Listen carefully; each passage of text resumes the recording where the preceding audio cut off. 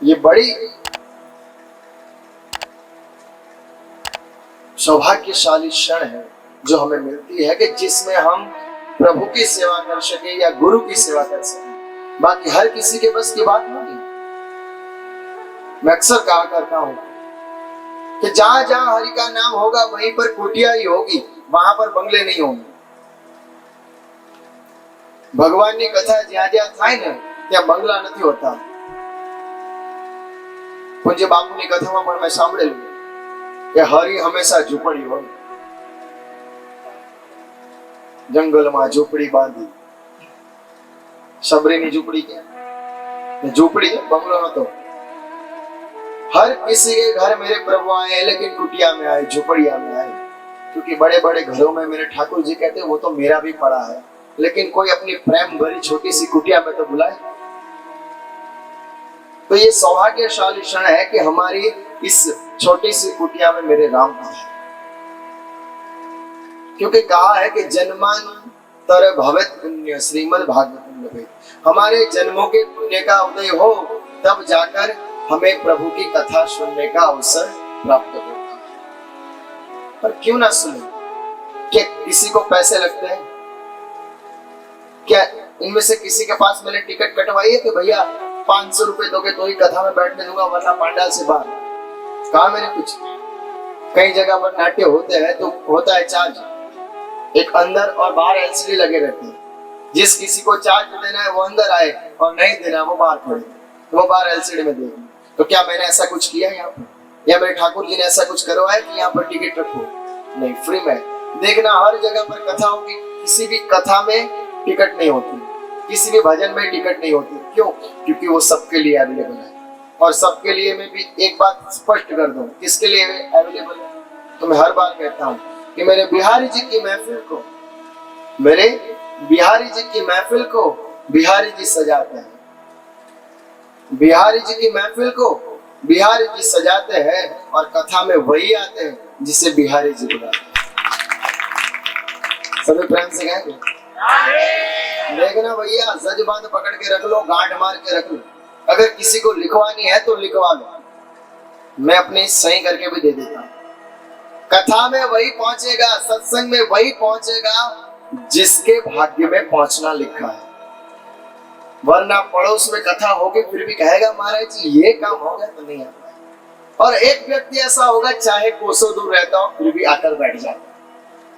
यहाँ पर कई भक्त ऐसे बैठे हैं जो कल को कह रहे थे महाराज जी आने का टाइम तो नहीं है लेकिन एडजस्ट करेंगे। लेकिन भैया जब बिहारी जी बुलाना चाहे तो चाहे कितने भी दूर रहते हो आकर बैठना ही पड़ेगा।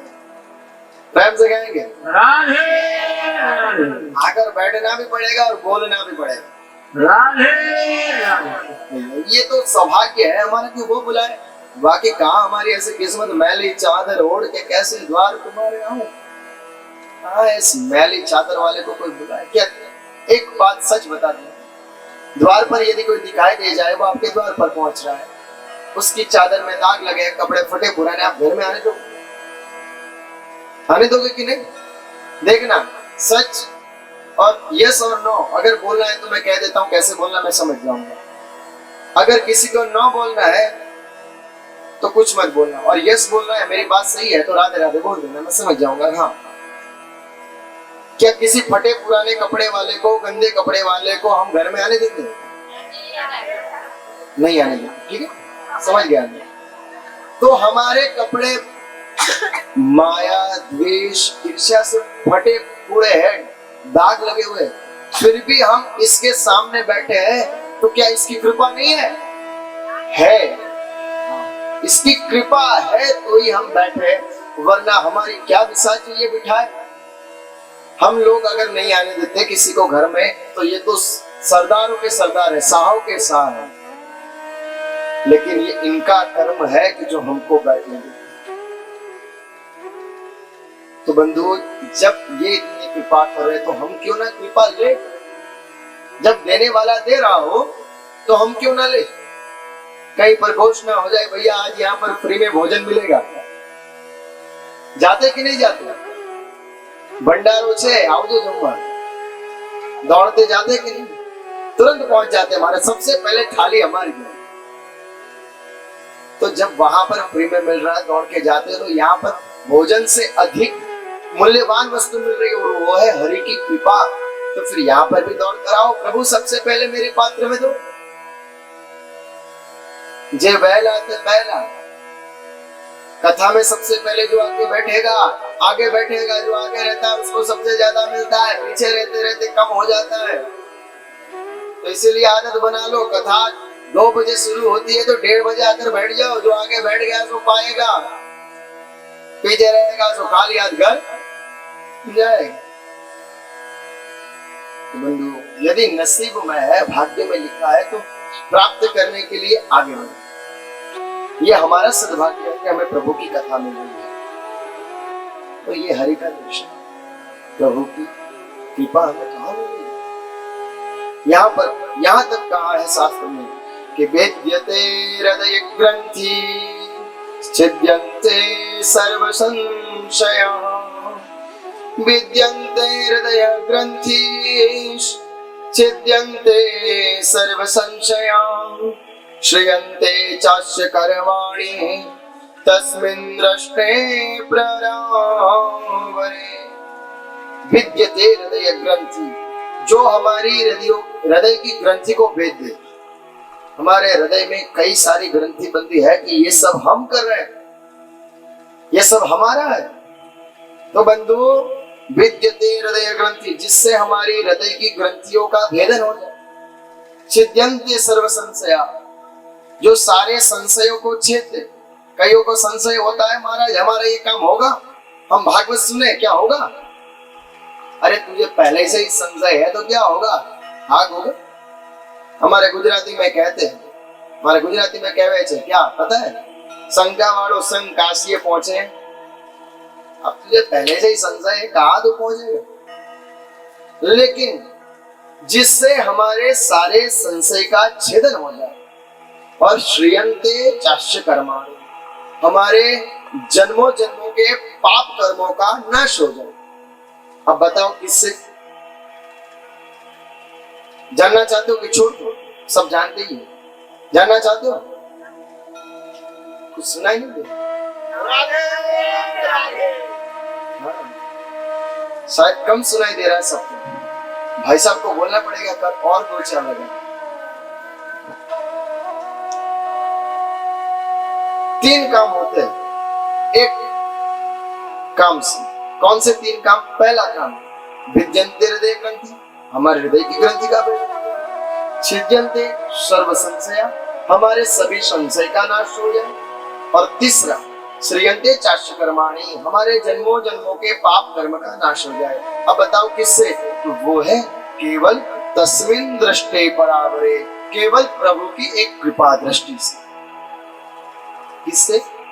प्रभु की एक कृपा दृष्टि से। और जब कृपा दृष्टि को पाना हो तो प्यारे कथा में आना पड़ेगा, और कथा में आ जाओ तो फिर प्रेम से बोलना पड़ेगा क्या?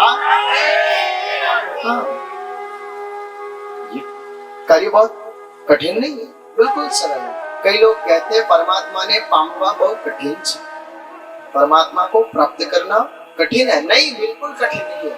मैं तो कहता हूँ कोई कठिन काम नहीं है,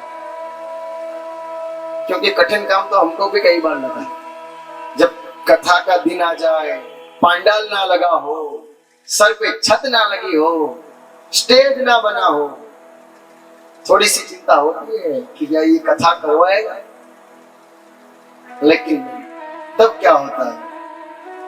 विद्यन्ते हृदय ग्रंथि छिद्यन्ते सर्व संशया। तब कोई एक ऐसा मिल जाता है हमको जो हमारे सारे संशय को मिटा देता है कि बेटा चिंता मत कर, तेरे हर काम होंगे। और भैया पोथी यात्रा पहुंचे उससे पहले तो वो पांडाल लगवा दे। अब इससे ज्यादा क्या उसकी कृपा चाहिए? इससे और हम क्या मांगे कि तुम हो कि नहीं ये हमको प्रमाण दो? क्या प्रमाण मांगे उससे?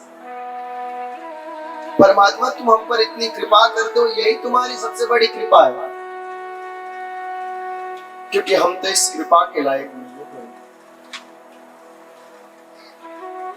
जितना दिया ठाकुर ने मुझको उतनी मेरी औकात नहीं। जितना दिया ठाकुर ने मुझको उतनी मेरी औकात नहीं, और ये तो उनका अपने कर्म है, वरना मुझ में ऐसी कोई बात नहीं। हम में ऐसी क्या बात जो हम पर कृपा करे? ये तो उनकी कृपा है जो बरसा रहे हैं। और प्रभु है मेरे बंधु, वो तो सर्वज्ञ ज्ञानी है। हमें कुछ कहना नहीं है कि हमारे ये काम करना, प्रभु जी हम आए हैं, कुछ कहने की आवश्यकता नहीं, वो तो सब जानता है। भगवान सर्वज्ञ ज्ञानी है। बस यदि कुछ करना चाहो तो एक काम करना, और वो है परमात्मा को प्राप्त करने की झंखना। तीव्र इच्छा होनी चाहिए कि तुझे पाना है, तुझे आना ही पड़ेगा, तुझे पाना है प्रभु, बस अब तेरी ही चाह बाकी है। ये झंखना होनी चाहिए। कोई भजन गा लिया, कीर्तन कर लिया, तुझे आना ही होगा। फाइन, नहीं आएगा तो यहीं पर मर जाऊंगा, वरना कुछ नहीं। चाहे तू आज आए, कल आए, परसों आए, कोई बात नहीं, लेकिन आना तो, इसके लिए तो घड़ी को रख दी। अगर घड़ी आती होगी तभी तो चिंता होगी, 6 बज गए फिर भी नहीं आए। उससे अच्छा घड़ी को उठाकर पटक दो, घड़ी जाए चूल्हे में, जब आओ तब तेरी राह में हम यहीं पर मिलेंगे। अगर नहीं होगे तो देख लेना, यहाँ पर हमारी लाश पड़ी होगी, लेकिन हम तो यहीं पर नहीं, तुझे छोड़ कर नहीं जाएंगे। हाँ, तू छोड़ दे तो बात अलग है, लेकिन एक बार पकड़ लिया नहीं छोड़ेंगे, चाहे तू कुछ भी कर। और जब ऐसी चाह होगी तो वो भी एक बार सोचेगा, अरे ये तो पागल हो गया है, अब इस पागल को मुझे संभालना पड़ेगा, वरना मर गया तो मेरे माथे खड़ा कर। बोले इसका भजन गा रहा तो मर गया, इससे अच्छा इसे संभालना पड़ेगा, तब शायद मेरे बिहारी संभालने को तो पहुंच जाए। तो आज से मेरा एक ही काम रहेगा, क्या जानते हो? आप सबको पागल करना। किसके नाम में? बिहारी जी के नाम में। मैं यही ट्राई करूंगा आप भी मेरे जैसे पागल हो जाए, क्योंकि मुझको तो कई लोग कहते हैं ये तो पागल हो गए, पैसों का धुआं कर रहे हैं, पढ़ाई नहीं कर रहे हैं, सब बर्बाद हो रहे हैं। पढ़ाई जाए चूल्हे में। अगर मेरे बिहारी जी मिल रहे हैं तो पढ़ाई को चूल्हे में डालता हूं। अगर किसी वस्तु के सामने मुझे मेरे बिहारी जी मिल रहे हैं तो मैं उस वस्तु को छोड़ने के लिए तैयार हूं। अरे कोई ये कहते कि महाराज जी अपना घर बेच दो कथा के लिए, तो वो भी बेचने के लिए तैयार। हम सब तैयार पड़े, 1 नहीं, 2 नहीं, 4 नहीं, हमारा पूरा परिवार। हमारे घर में 25 से 30 सदस्य बिहारी जी ने इकट्ठा किए, सबकी यही भावना है, अगर तेरे लिए घर बेचना पड़े तो बेच देंगे, लेकिन तुझको तो नकलंग धाम में, फिर चाहे ये इतना सा काम हो या उतना सा काम हो, तेरा मंदिर चाहे कितना भी बड़ा हो, लेकिन बनाने के लिए मर जाएंगे, लेकिन तू यहाँ पर आएगा तो आएगा ही। तेरे तुझको बुलाने के लिए जितना भी करना पड़ेगा। इतने क्रेजी जब हो जाएंगे कि घर में आना ही पड़ेगा, तो बिहारी जी आएंगे। मेरा क्रेजी हो गई, मेरा पागल हो गई, लोग कहे मेरा भाई बावरी, मेरा बावरी हो गया, तो प्रभु मिले। कहीं ने कह दिया अरे नरसिंह तो पागल हो गया, नरसिंह जी पागल થઈ ગયા છે, બીજા ના ઘરે ભજન કરવા જાય, नागर ब्राह्मण દઈને બીજા ના ભજન કરવા हरी जाती। लेकिन नहीं, वो नरसिंह जब भजन में पागल हुआ, हर किसी में शाम को देखा ना, तभी बार बार बुलाने पर वो आए। मारी हिंदी स्वीकारो महाराज, मारे कुंवरबाई નું મામેરું ભરવા આવ્યું, જ્યારે જ્યારે યાદ કરે તો મારા હરિયા इन्हें प्राप्त करवा माटे पागल बने। आज से बस यही काम करना है कि प्रभु तुझे पाना है, और पाने के लिए प्रभु हमारे अंदर यदि कोई खोट भी हो तो आप मिटाना, क्योंकि सबसे पहले यही बात होती है। कई लोग कहते हैं भगवान महाराज जी हम तो उम्र के हम अज्ञानी है, प्रभु कैसे नहीं? लेकिन कोई बात नहीं, अगर हमको अज्ञानी उसने बनाया तो ज्ञानी भी वही बनाया, हमको ज्ञानी नहीं बनना। वो बना दे, वो दे दे तो ठीक बात, लेकिन हमको ज्ञानी नहीं बनना। कुछ लोग कहते पढ़ो थोड़ा ज्ञान अर्जित करो, नहीं ज्ञान अर्जित करके क्या खाक करेंगे, जब वो उधर इतना ज्ञानी था फिर भी कह दिया निकल बाहर, अगर आना है तो प्रेम लेकर आना, वरना भूल से भी मत आना। तो जब वो सर्वज्ञ ज्ञानी औधो को बाहर निकाल दिया तो हम ज्ञानी बनकर क्या करें? उससे अच्छा है ब्राह्मण बनो, वो सांप जामड़े से ले। कि आंखों का न था कसूर, आंखों का न था कसूर, न दिल का कसूर था। आंखों का न था कसूर, न दिल का कसूर था, जो मेरे सामने था वो बस मेरा गुरूर था। अगर हमारे सामने कुछ आड़े आ रहा है तो वो हमारा गुरूर है। और इसीलिए आज से बांके बिहारी जी, ये मेरा जो आई है, ये मेरा जो हूं है, ये जो मेरा मैं है, वो सब मैं आपको, बस आज से यही करना, सब कुछ तुम्हारा बिहारी जी। बस इसके बदले में आप हमको एक बात देना, आपका दर्शन मिला।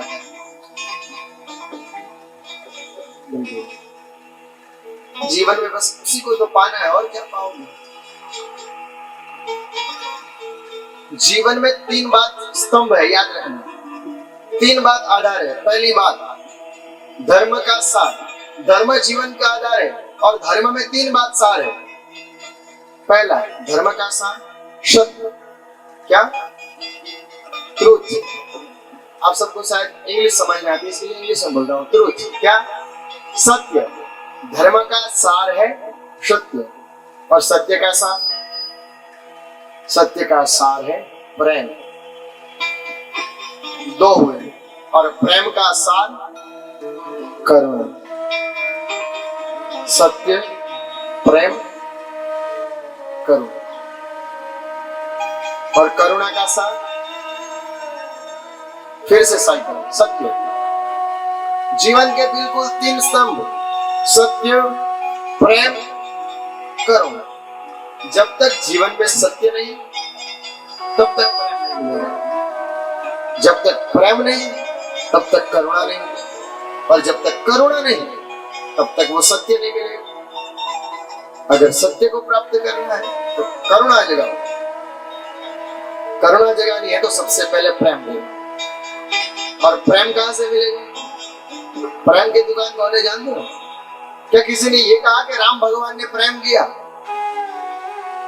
लिखा किसी पुस्तक में? हाँ, ऐसा लिखा, प्रभु ने विवाह कर दिए, बस एक ही विवाह किया, विवाह किया, इस ऐसा जीवन जिए। क्या किया? प्रेम, प्रेम किया ऐसा लिखा नहीं लिखा। क्या परशुराम ने प्रेम किया ऐसा लिखा है? सब प्रभु के अवतार, लेकिन लिखा किसी जगह पर प्रेम किया। लेकिन जहां मेरे प्रभु की बात आती है, जहां बांके बिहारी की बात आई, भैया सबसे पहले लिखा है क्या? बोले कृष्ण ने सबसे प्रेम किया। तो प्रेम करने वाला कौन है? प्रेम देने वाला कौन है?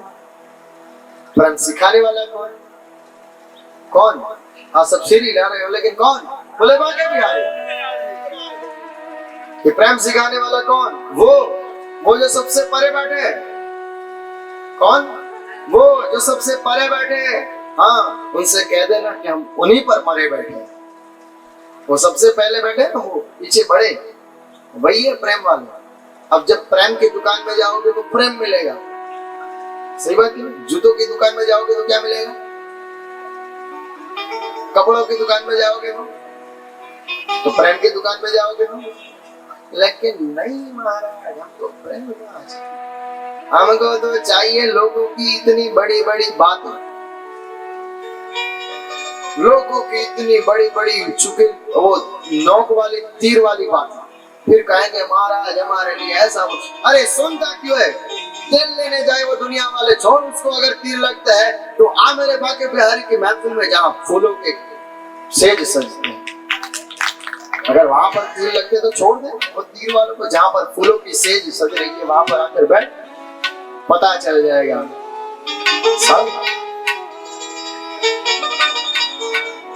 तो मेरे बांके बिहारी को प्राप्त करने का प्रयत्न, क्योंकि जब तक सत्य है, भागवत का मूल आधार है सत्य, और सत्य केवल एक है।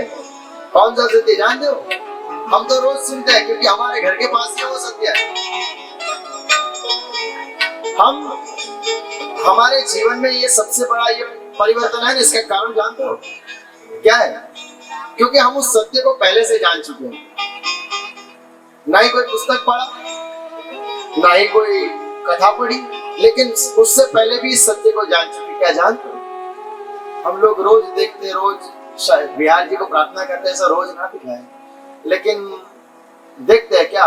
बोले हमारे घर के आगे से एक बड़ी सी यात्रा निकलती है, उस यात्रा में हमको सुनने मिलता है क्या? राम नाम।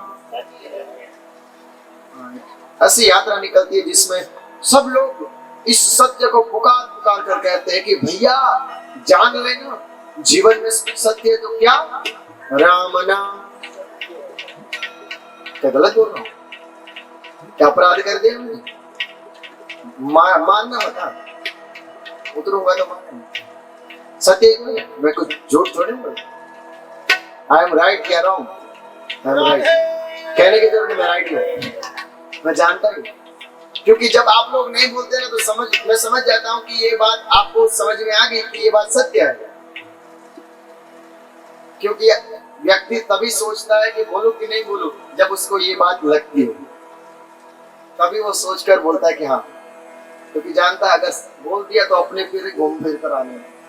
लेकिन हाँ, रोज देखता हूँ कि एक बात सत्य है, राम नाम सत्य है भाई, सत्य ही है। लेकिन हमारे लिए तो नहीं है महाराज। क्या सत्य है? बंगला नाम, गाड़ी नाम, माइस्ट्रो नाम, स्प्लेंडर नाम, टवेरा नाम, वो सब अर्जित करने में लगो क्या? बात कर ले जाओगे पीछे? बंगला नाम। महाराज ये झूमर नेपाल से मंगवाया, क्या झूमर नेपाल से मंगवाए तो क्या बांधूंगा साथ में? कोई नहीं बांधेगा, निकाल कर ले जाएंगे। बोले ये तो गया, अब इसको उतारो अपने घर, कोई साथ में नहीं देने वाला। तो फिर क्यों? कल ही मैंने एक बात पढ़ी, कहीं पर बहुत अच्छा लिखा था कि भैया जीवन का सबसे पहला कपड़ा, जीवन नो સૌથી પહેલો કપડો કયું? જબલું। શું એમાં ખીસું હોય નથી હોતું। અને જીવનનો અંતિમ કપડું, जीवन का सबसे आखिरी कपड़ा कफन, उसमें खीसा होता है, उसमें जेब होती है। अब जब पहले कपड़े में जेब नहीं, आखिर कपड़े में जेब नहीं, तो बीच वाले कपड़े के लिए इतनी मारामारी क्यों भैया? जब पहले में आए तो खाली आए, जब आखिर में जा रहे हो तो बिना जेब के खाली जा रहे हो, तो बीच के लिए क्यों मरे जा रहे हो? अब तो समझ लो कि आखिर में भी कुछ नहीं जाने वाला, तो फिर क्यों उसके लिए मरे? जिसमें वो दे रहे उसको खुश रहो। बंधु, एक ही बात याद रखना, सत्य केवल राम नाम है। सब जब आया तब भी वही आया। सबसे पहले जब आपका जन्म होता है, क्या माँ बाप आपकी बर्थडे मनाते हैं या पहले भगवान को कहते हैं कि भगवान आपकी बहुत बड़ी कृपा, हमारे घर बच्चा पैदा हुआ? किसको कहते हैं? उस सत्य को ही कहते हैं। और आखिर में सब क्या बोलते जाते हैं? राम नाम। जब पहले भी वही सत्य था, आखिर में भी वही सत्य है, तो क्या बीच में भूल गए? नहीं, समझ जाना, जब पहले भी वो सत्य था और आखिर में भी वो सत्य रहने वाला है, तो एक बात है कि मध्य में भी वही सत्य है। तो इसीलिए इस परमात्मा यदि सत्य है तो इसको प्राप्त करो, क्यों उसके लिए? तो जब जान चुके हो कि यही सत्य है, तो सभी प्रेम से क्या कहेंगे? प्रेम से कहने को बोला। आलसी के जो व्यक्ति प्रेम से बोलता है ना, प्रेम में आनंद होता है। जान दो, प्रेम में आनंद होता है। प्रेम से कहेंगे राधे, प्रेम में आनंद होता है, आनंद से कहना। बस प्रेम